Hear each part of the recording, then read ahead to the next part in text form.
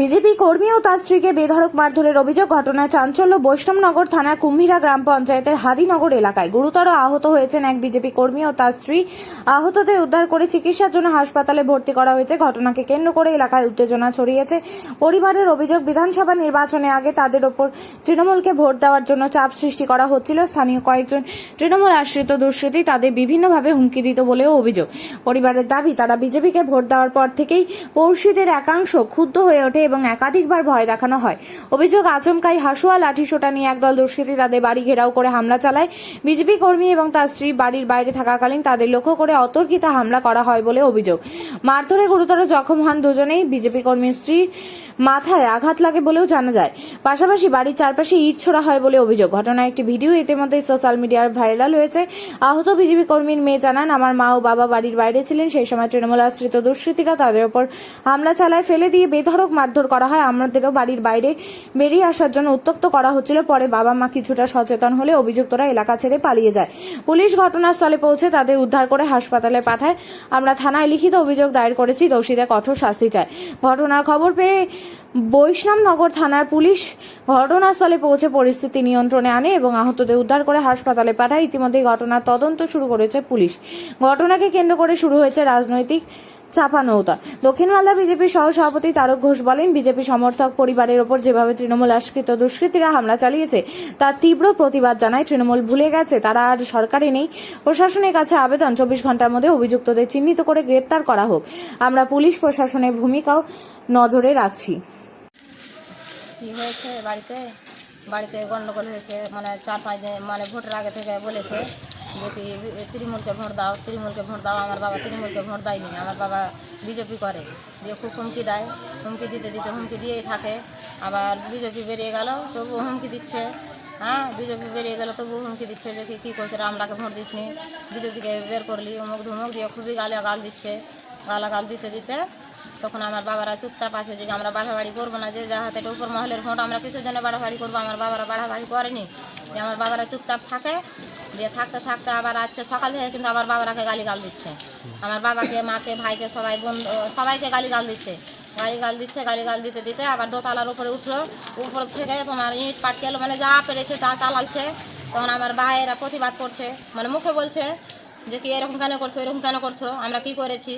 তখন আবার কি করলো, আবার চারদিক থেকে বাড়ি ঘর ঘেরাও করলো। ইট হাঁসুয়া যা ছিল সব কিছু নিয়ে বাড়ি ঘর ঘেরাও করলো। বাড়ি ঘর ঘেরাও করে আমার বাবাকে, আমার মাকে টেনে ছিঁচড়ে মারধর করেছে। চবড়ের মধ্যে মারধর করেছে পার্শ্বকার বাড়ির লোক।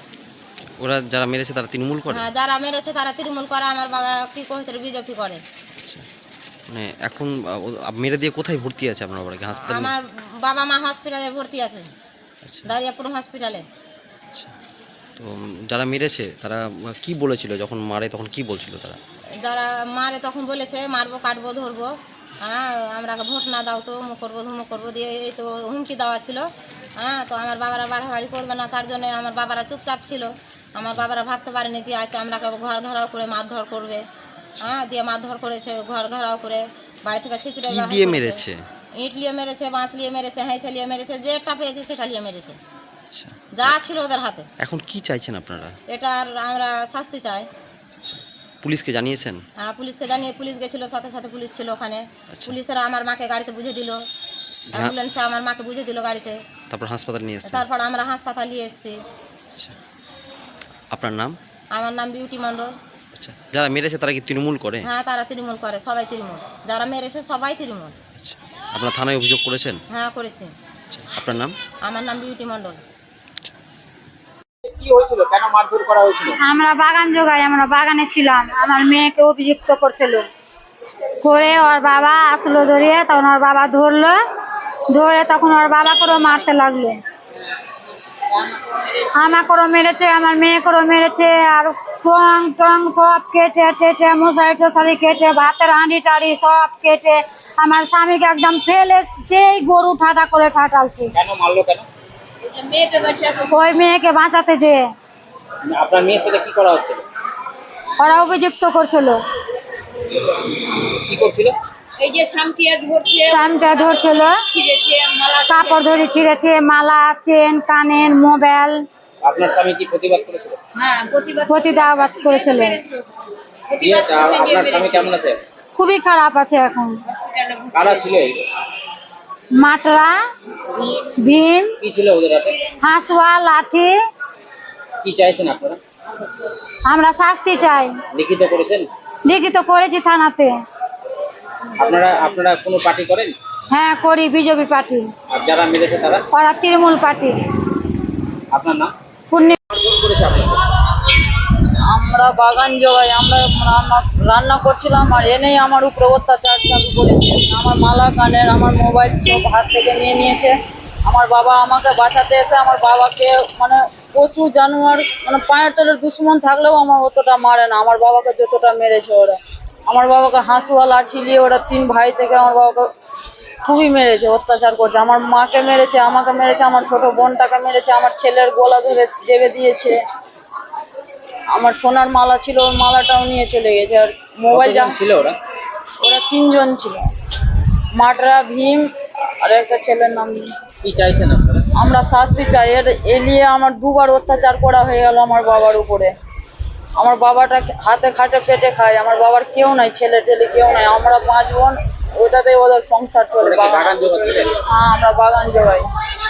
আমি আমার বোনের মেয়ে হয়েছিল তো আমি দেখতে এসেছিলাম, আমি কিছুই জানি না কি এগুলো হবে। আপনি শ্বশুর বাড়ি এসেছেন? হ্যাঁ,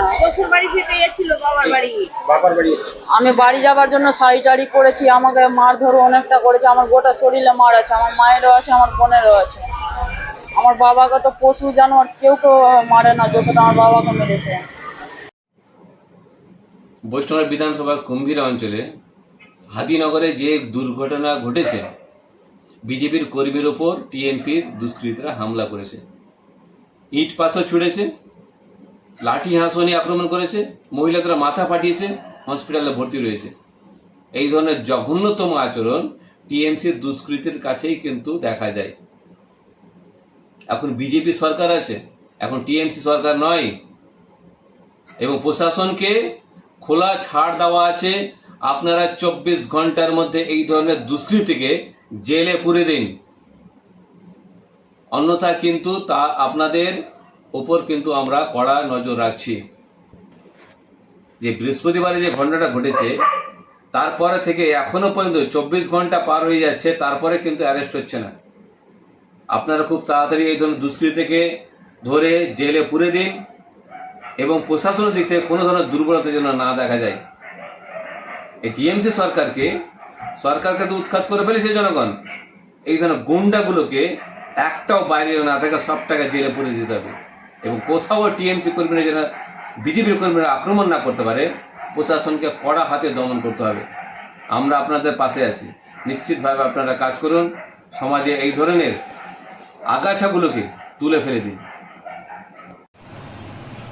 দেখুন, আমিও শুনেছি বসুরনগরের কুম্ভীরার হাদিনগর এলাকায় একটি গন্ডগোলের ঘটনা ঘটেছে। সেখানে একটা মহিলাকে মারধর করা হয়েছে, তিনি বসুরনগর স্বাস্থ্যকেন্দ্রে ভর্তি রয়েছেন। অভিযোগ, তিনি বিজেপি করতেন, তাই তৃণমূলের লোকে তাকে মেরেছে।